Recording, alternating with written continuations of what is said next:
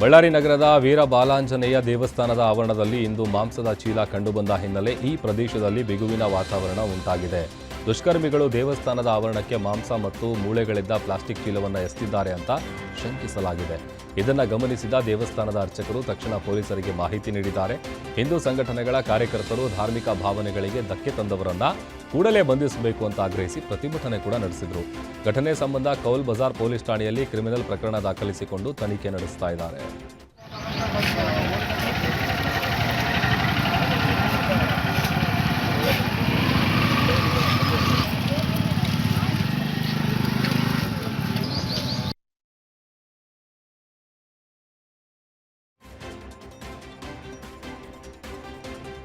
ನೇಪಾಳದಲ್ಲಿ ಕುಳಿತು ಭಾರತೀಯರನ್ನ ಗುರಿಯಾಗಿಸಿ ಕೋಟಿಗಟ್ಟಲೆ ವಂಚಿಸುತ್ತಿದ್ದ ಅತಿದೊಡ್ಡ ಸೈಬರ್ ವಂಚಕರನ್ನ ಮಂಗಳೂರು ಪೊಲೀಸರು ಪತ್ತೆ ಹಚ್ಚಿದ್ದು 11 ಜನ ಆರೋಪಿಗಳನ್ನು ಅರೆಸ್ಟ್ ಮಾಡಿದ್ದಾರೆ.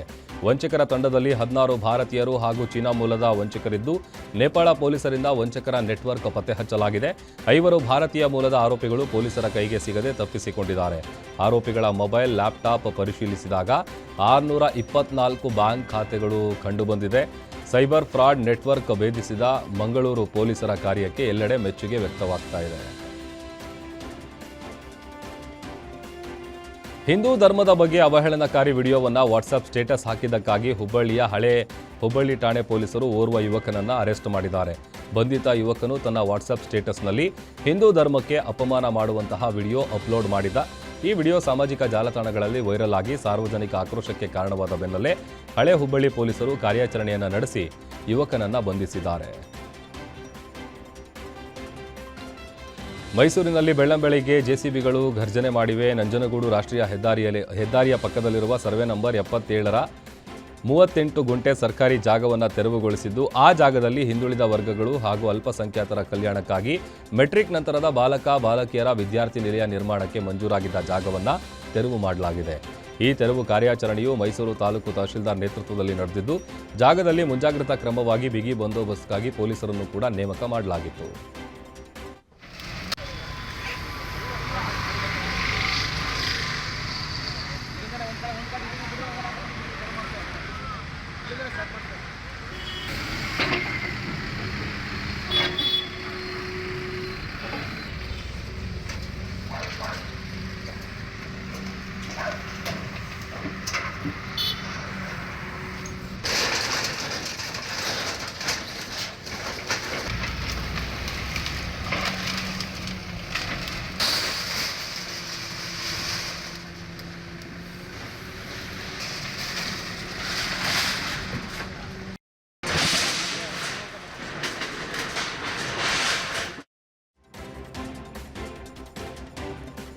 ಬೆಳಗಾವಿ ಜಿಲ್ಲೆಯಲ್ಲಿ ದರೋಡೆ ಪ್ರಕರಣಗಳ ಸರಣಿ ಮುಂದುವರೆದಿದ್ದು, ಹಿರಿಯ ಅಧಿಕಾರಿಗಳ ಕಣ್ಗಾವಲಿನಲ್ಲಿಯೂ ಕಳ್ಳರು ಅಟ್ಟಹಾಸ ಮೆರೆದಿದ್ದಾರೆ. ಬೆಂಗಳೂರಿನಿಂದ ಧಾರವಾಡದ ಕೋಟೂರು ಗ್ರಾಮ ಈ ಫ್ಲಿಪ್ಕಾರ್ಟ್ ಕಂಪನಿಯ ವೇರ್ ಹೌಸ್ಗೆ ಲಾರಿ ಸಂಚರಿಸುತ್ತಿದ್ದ ವೇಳೆ ಖದೀಮರು ಗೂಡ್ಸ್ ವಾಹನ ಮೂವಿಂಗ್ನಲ್ಲಿಯೇ 6 ಬಾಕ್ಸ್ಗಳಲ್ಲಿನ 25 ಲಕ್ಷ ಮೌಲ್ಯದ ವಸ್ತುಗಳನ್ನು ಎಗರಿಸಿದ್ದಾರೆ.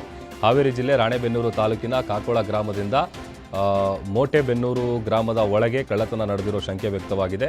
ರಾಣೆಬೆನ್ನೂರು ಗ್ರಾಮೀಣ ಪೊಲೀಸ್ ಠಾಣೆಯಲ್ಲಿ ಪ್ರಕರಣ ದಾಖಲಾಗಿದ್ದು, ರಾಷ್ಟ್ರೀಯ ಹೆದ್ದಾರಿ 48ರ ಸಿಸಿಟಿವಿಯಲ್ಲಿ ದೃಶ್ಯ ಸೇರಿದಂತೆ ಪೊಲೀಸರು ಪರಿಶೀಲನೆ ನಡೆಸ್ತಾ ಇದ್ದಾರೆ. 2 ಕಾರುಗಳ ನಡುವೆ ಮುಖಾಮುಖಿ ಡಿಕ್ಕಿಯಾಗಿ ಒಂದು ಕಾರಿನ ಚಾಲಕ ಸ್ಥಳದಲ್ಲಿ ಸಾವನ್ನಪ್ಪಿರುವ ಘಟನೆ ದಾವಣಗೆರೆ ಜಿಲ್ಲೆಯ ಹೊನ್ನೆಬಾಗಿ ಗ್ರಾಮದ ಬಳಿ ನಡೆದಿದೆ. ಅತಿ ವೇಗವಾಗಿ ಬಂದ ಎರ್ಟಿಗಾ ಕಾರು ಚಾಲಕನ ಅಜಾಗರೂಕತೆಯಿಂದ ಈ ಅಪಘಾತ ನಡೆದಿದೆ. ಘಟನೆಯಲ್ಲಿ ನಯಾಜ್ ಖಾನ್ ಸಾವನ್ನಪ್ಪಿದ್ದು, 8 ವರ್ಷದ ಬಾಲಕ ಸೇರಿ 4 ಗಂಭೀರ ಗಾಯಗಳಾಗಿದೆ. ಸ್ಥಳಕ್ಕೆ ಚನ್ನಗಿರಿ ಪೊಲೀಸರು ಭೇಟಿ ನೀಡಿ ಪರಿಶೀಲಿಸಿದ್ದಾರೆ.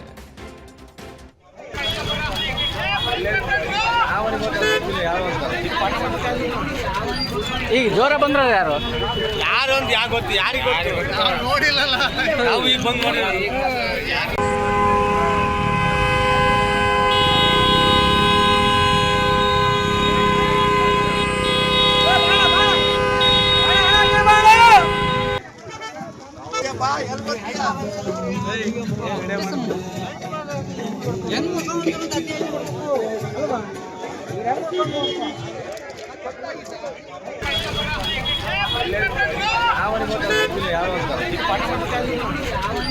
ಈಗ ಜೋರ ಬಂದ್ರ ಯಾರು ಅಂತ ಯಾಕೆ ಗೊತ್ತು, ಯಾರಿಗೆ ಗೊತ್ತು, ನೋಡಿಲ್ಲಲ್ಲ ನಾವು ಈಗ ಬಂದು ನೋಡಿ.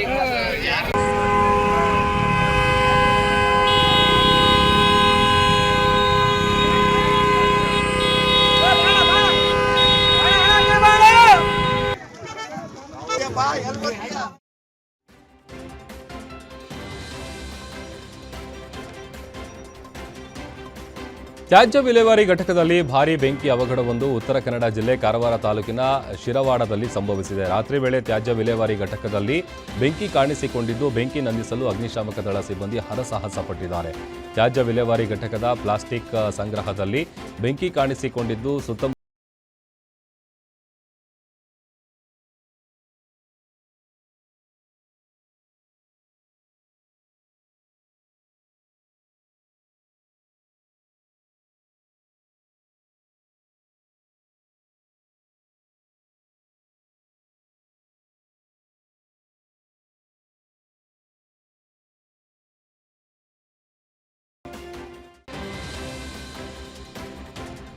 ವಿದ್ಯುತ್ ಕಂಬಗಳಿಗೆ ಡಿಕ್ಕಿಯಾದ ಪರಿಣಾಮ ಕ್ಯಾಂಟರ್ ಒಂದು ದಗದಗನೆ ಹೊತ್ತಿ ಉರಿದ ಘಟನೆ ಹಾವೇರಿ ಜಿಲ್ಲೆಯ ಹಾನಗಲ್ ತಾಲೂಕಿನ ಬಸಾಪುರ ಗ್ರಾಮದ ಬಳಿ ನಡೆದಿದೆ.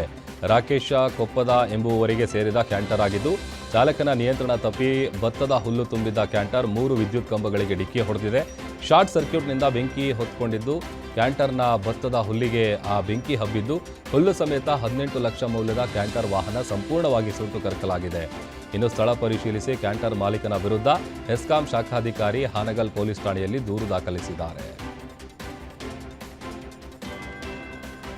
ಚನ್ನಪಟ್ಟಣ ತಾಲೂಕಿನಲ್ಲಿ ಕಾಡಾನೆಗಳ ಹಾವಳಿಯಿಂದ ಬೇಸತ್ತ ರೈತರು ಅರಣ್ಯಾಧಿಕಾರಿಗಳ ಸಭೆಯಲ್ಲಿ ವಿಷ ಕುಡಿದು ಆತ್ಮಹತ್ಯೆಗೆ ಯತ್ನಿಸಿದ ಆತಂಕಕಾರಿ ಘಟನೆ ನಡೆದಿದೆ.